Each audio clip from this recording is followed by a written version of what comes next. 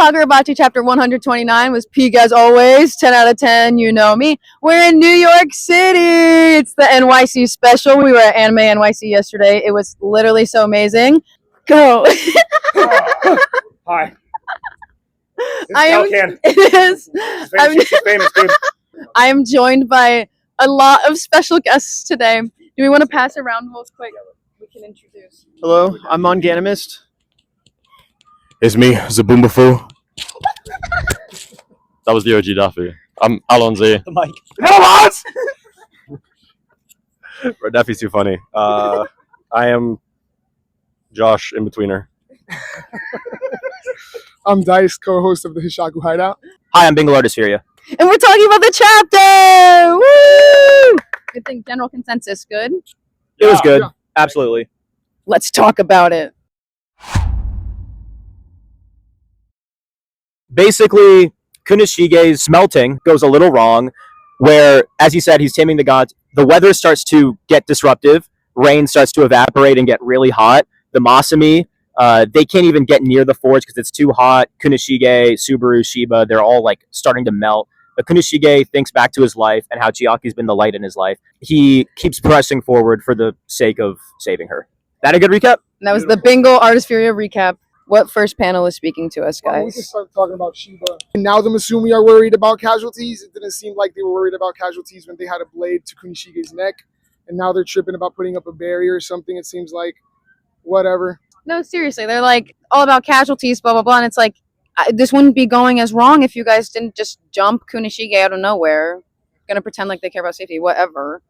Shiba's still bleeding on the ground. He looks great doing it, so it's okay. Okay, whatever. True. I'm getting some truth. Whatever, bro. Hey. I agree. The Shiba slander a couple chapters ago was absolutely egregious, and I hope all of you are apologizing. I'm not apologizing for nothing. Oh my god. Okay, listen. He's an all-star, okay? He got the Masumi out of there. He's gonna die. He doesn't care. He doesn't care. That's my goat. Yes! I say this on behalf of Mike Up. No one's apologizing. Can I speak on the Masumi's casualties aversion? Go for it. Yeah, the Sorcery Bureau is like, oh yeah, if this goes wrong, it could blow up like half of the city. So that's why they're very averse to casualties, and they just think they can just put out the forge. Like they can just stop the flames and stop it. That's why they're like trying to kill Kunishige. But obviously, now that it's getting too hot, they're just like, okay, let's try to contain the explosion. I think they're losers. It's the Sorcery Bureau, bro. They're just working. No, they're What do you mean? bro. I'm employed. Didn't you watch? Insurance. Didn't you watch What? Didn't you watch I'm doing my Batman? job. Batman: The Dark Knight, bro. He's just a dog, bro. They're just agents. Why are you blaming the gun for the hand pointing it? You feel me? they injured Togo Shiba. As they should. As they should. In the chapter in general, I just want to talk about like Hokuzono's amazing way that he started to portray fire, like both how he like draws it and also just what it means to Kunishige is like being a massive part of like the theme surrounding him at the moment. That page when we see like his memories literally burn into his eyes, and then like you see the fireworks, it's the last one, and it's amazing. Sorry, no, I was getting lost. I was getting lost in the source of like the point is the fire, and I think just like throughout the whole chapter and previous ones, he's gotten so good at like almost like Suishida, like mastering the medium of manga where he's using these black and whites so well to like portray this really intense flame that is somehow thematically connected to the character doing it, which is really dope. Yeah, we see Chiaki as well in those pages, and I feel like we've seen her a lot popping up without really saying or doing too much, and I feel like we're building up to something there. But again, we're getting a tease from that letter too, and I want to know whether it said she did or didn't want to see him again, because I feel like that's what most people were thinking, because his thumb was like covering a little word before "want to see you," and we were like, does it say "don't want to see you" or does it say "do want to see you"? And the thumbs lifted a little tiny bit in this chapter, and there's a little bit more of a word there. We see a mention of his mother. You know, see this conversation? It was like very deliberate, it says, like, blocking out the word right before. Are we okay to like jump around as far as like this? We already are. All right, Just cool. go for it. Cool. Right on. But one thing that I really liked from this chapter and this recurring theme that's been going on specifically with Kunishige and this part of the flashback is this idea of self-worth. And Kagurabachi has dealt with this several times over with characters. You have this with Chihiro. You have this this idea of Chihiro, and he's thinking he's going to hell. He's just as bad of a person as these Yakuza members, as these evil forces that he deals with on a daily. And even though it's explicitly told to us, and sometimes implicitly shown that he's a good kid. And you have this idea of Samura, right? You have Samura seeing himself, as this murderer, him not worthy of being Iori's father. He unfortunately cut off his relationship with his daughter because he wanted to spare her pain, even though we come to the resolution that that's something they should have dealt with together. And so you have Samura and his idea of self-worth, and then you have Kunishige attributing all of the abuse and neglect to a fault of his own. We know that's explicitly not true. And Kunishige, all of his self-worth strictly relies in what he can do for others, but specifically it's his craft. He puts all of his everything into his craft, and that's where he thinks all of his self-worth is. He doesn't necessarily see himself as a person. He loves his friends, he loves hanging out with them, he doesn't want anything bad to happen to them, but he doesn't feel like he deserves them, right? And that's part of where Chiaki comes in. And Chiaki, it's very similar to Nico Robin from One Piece, right? The idea of I want to live, like existing is not a crime. What happened to you is terrible, it's awful, it's horrible, but this doesn't make you any less of a human being than yourself or I. Absolutely. I think that Hokuzono is very good when it comes to self-worth. I mean, look at, for example, Hakuri. How much of his character is him being like, oh, I need to prove my worth. I need to prove my worth. I need to prove my worth. Also, Tenri, the tragedy of Tenri is continuously repeated. Look at Yukisada. Chiaki's self-worth issues haven't really been talked about much. But they're present. I mean, they're very present. I mean, she's willing to go to an island where things I can't say on YouTube will happen to her. R-word. Yeah, R-word. Yeah, R-word, SA acronym, things. A lot of very bad things will happen to her. They're both very self-sacrificial and for each other. And this leads to probably my. I would call this a hot take, but I think in this environment. Wait, can you not say that on YouTube? It's okay. I'll censor it. My fault. I'm assuming this is a hot take, but I think in this environment, maybe not. I think that Kunishige and Chiaki are kind of codependent. Are what? Codependent. Yeah, but like the flavor of it all. Oh, I mean, for sure. But codependent. Reconsidered. Codependence is still codependence. They're in a unique Codependence situation typically here is- as well. Exactly. Well, I feel like literally all of the characters in Kagurabachi, there's so many that are extremely codependent. I think they're all mentally fucked up. personally. Yeah. Absolutely. I get it. They need Right. each other. Exactly. They literally Their do. lives are better with each other, regardless of how healthy you think codependence is. In the situation they're in, they absolutely need people. each other. Codependence may not be ideal, but it's the lesser of an absolutely massive evil. It's the situation they're in. We know that Shiba, Kunishige, Chiaki, and Azami, they all have their own backstories. The way Hokuzono talks about it has already been talked about with the eye imagery. For Kunishige, his eyes have only brought him pain and despair. But for Chiaki, he's finally trying to put those eyes to good use in the way that he sees it. In this case, it just works because of the situation they're in, and they're just trying to save each other. And I feel like that's what makes the romance feel genuine. It feels human. I don't know about you guys, but I want to know what Manganamus thinks. Yeah, I've agreed with everything everyone said so far, especially this chapter, again, to touch on what literally everyone was saying. Hokuzono's strength is in showcasing generational trauma and how tragic it is that we see in this chapter how Kunishige has no self-worth and is going to sacrifice his life to do what he thinks is right. And we saw his childhood that kind of led him to feel that way. And yet, here we are, 20 years later or whatever it is, with Chihiro, who feels the exact same way, even though Kunishige did everything he could to give Chihiro a great childhood. And he had one, right? But still, ironically, poetically, Chihiro's in that same spot right now. I love that. I love seeing that, it's kind of, he did the best he could, and yet still his son is right where he was, essentially. Now forging blades, putting his life on the line to try and do what he thinks is right. And so hopefully Chihiro will ultimately, find that self-worth. But yeah, I love this chapter. This video is like 30 minutes, It's dude. gotta be Holy so shit. long.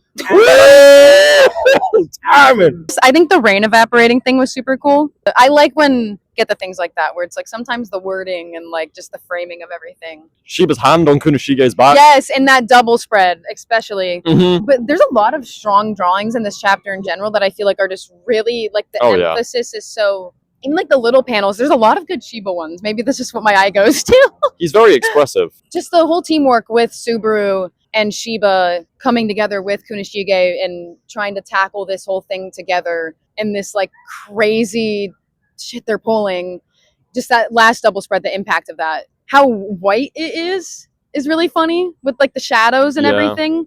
Just the lighting in that is quite the opposite of what we've been getting lately. I feel like all the double spreads have been black ink, black city, and then all of a sudden it's all of the white and it's something shifted here. Yeah, yes, something yeah. is shifting. And I love the shadows from the back, the hand on the back and then going towards the light. Well, I think is so amazing. the thing is with the hand on the back that I really like is I've kind of noticed what Kunishige's been doing. So like the Masumi obviously pulled up, had a knife to his throat, and he didn't budge, right? Which is kind of, I guess, him wanting to push forward and like commit to the thing he knows he can do to help Chiaki. This is him giving himself, right? But he also surely knew in that moment that if the Masumi did just kill him, which was their goal, then he would die and this would be pointless. So I think I'm realizing now that there is a massive aspect of Kunishige knowing full well that Shiba has his back. And he had like absolute complete faith in the fact that Shiba was going to come in clutch here. And I feel like we're seeing that right now with like, he was heavily injured, came in, got everyone out, came back, and is now here literally with hand on back supporting Kunishige. And I think his actions reflect the fact that he knows Shiba is there for him, and I think that's really cool. Their I trust, really like that. their bond is so great. Wasn't there a moment in part 1 where Chiro does something very similar? Like he's like talking to somebody and he like knows like Shiba's like with him or like very close by or something like that. Well, they share the "How's my timing" kind of. Yes, yes, I love that yes, bit early yes. on of like, Well, how's my timing? It's happened another time. Took you long enough. Azami, he knew Yes. Shiba was going to rock up. Yes, they know. Peak. So enough Sorry. Shiba slander because like what Clearly. are we picking up what Hokuzono's putting down here? Shiba is the goal, right? He's there when he needs to be there and he gets the job done. So enough. That Shiba apology form will be signed, and if people refuse to sign it, I'll just forge their signatures on the papers and we'll call it a day. Still, we're in the same place. Another shorter chapter as well, which I think the Few and the Rogue has kind of made it seem like we're kind of in the same, not same things are happening necessarily, but it just like keeps building up. We're slowly inching towards, and we're building up to. I especially think the end of this chapter is really like we are building towards something. We're really getting there now of just the impact of that. Like I said, towards the white instead of like black, like all of those things. Amazing chapter. I thought it was a really strong one. So. Yeah. Woo! We're done talking about the chapter.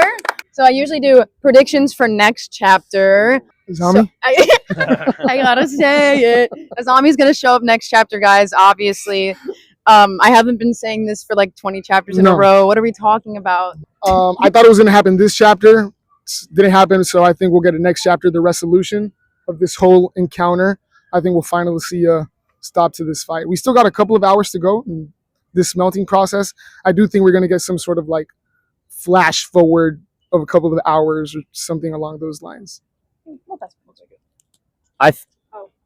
My fault. After you. My fault, bro. After you. My fault. After you. Dice just handed it to me. But I think that the process of smelting is going to be a lot rougher. I think that even if he can successfully smelt the Datsenseki, the process of forging enchanted blades is going to similarly require humans, not necessarily human sacrifice, but like some type of sacrifice or payment, the same way that the Mikaboshi needed to pay up immensely to be able to wield the Datsenseki. I think it could be something like, I don't know, some shift to his fate or whatever, or like, I want the power to protect Chiaki and like block out or like stop the enemy, and that could be like Magatsumi. I personally think Magatsumi was the first enchanted blade. Predictions for next chapter. I think we probably just get the climax of this smelting process, and then I kind of hope we check back in with Chiaki and see what's going on her side of things. Predictions, honestly, I think it's similar to what Monganimus was saying. I think the smelting process will be done, and potentially we might have the Masumi trying to make their move on Kunishige once again, because we saw in this chapter they kind of backed off. They were trying to make a barrier and was like, okay, well, if they're going to keep doing this, like it's too dangerous for us to get close, so we need to reduce as many casualties as possible because this could get out of control. So we might see them try to get back at Kunishige on the inside, which would possibly lead for Azami to help out, as well as some other sorcerers possibly that believe in Kunishige, because I definitely could see there being a scenario where there's other people that believe in the mission and aren't necessarily drinking the Kool-Aid that, hey, we need to offer up this princess to get these people to calm down or whatever. So yeah, I agree with what Manganimus was saying as well, in that because we're reaching what I think clearly looks like the climax of this part of the smelting process, I think it would be pretty reasonable to go see what Chiaki's up to right now. I think maybe not the entire chapter, but I think if we're going to see a different POV, it would be next chapter. Maybe see what the Soga think of all this situation, see what Chiaki thinks, potentially Akamura as well. And I do feel like at some point during this, I would not be surprised if, as well as Azami, because I'd love to see it, most trusted ally, there has to be a point where I think Akamura specifically needs to step in and earn that trust from Kunishige. So I think potentially, since we're reaching the climax of this process, that might be where we're heading. And yeah, I look forward to it. Hokuzono, again, not let me down yet. So I'm sure it'll be peak regardless. Hopefully a longer chapter as well. Yeah, I'm good. I'm done. I want to give a massive thanks to Macy because I know her arms are on fire. Thank you so Sure. much. We appreciate you, Macy. Thank you very much. Thank you. Subscribe to everybody. Everybody subscribe to all of us. Like this video, like we like Kagurabachi, and like you like Kagurabachi.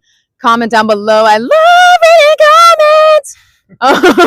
And then channel members, if we got them. Whoever does. Channel members. Woo!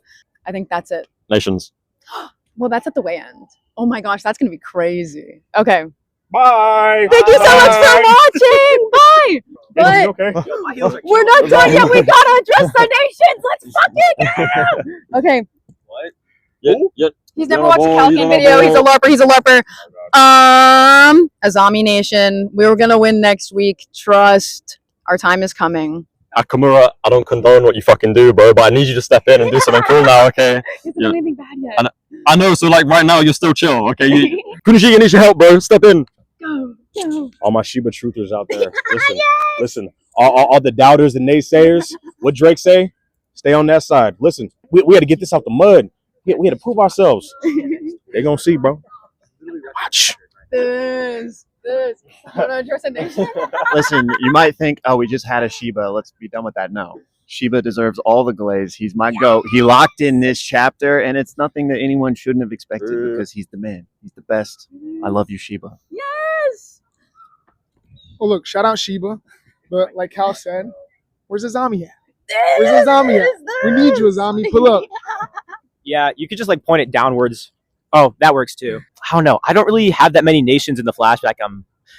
Natsuki Nation. Anybody. Natsuki Nation, bro. Oh, yeah. Oh, yeah. I would love to see some Natsuki and especially some Ibuki Misaka moments. Let's see him. Let's see his face, bro. They keep gatekeeping the face. I want to see it. I want to see the Misaka brothers. They're gonna ruin my life. I want to see it, bro. I hope he ugly as fuck, by the way.